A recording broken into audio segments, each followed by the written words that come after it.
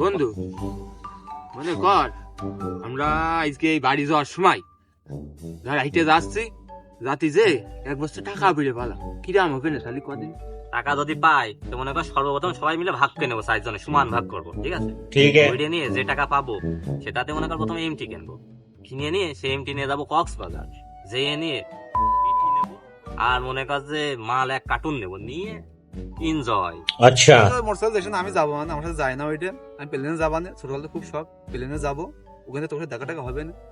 আমারও তো ঘোরাঘুরির শখ নাই, আমি টাকাটা পারলে প্রথমে বাড়ি করব, তারপর বিয়ে করব, তারপর হানিমুন।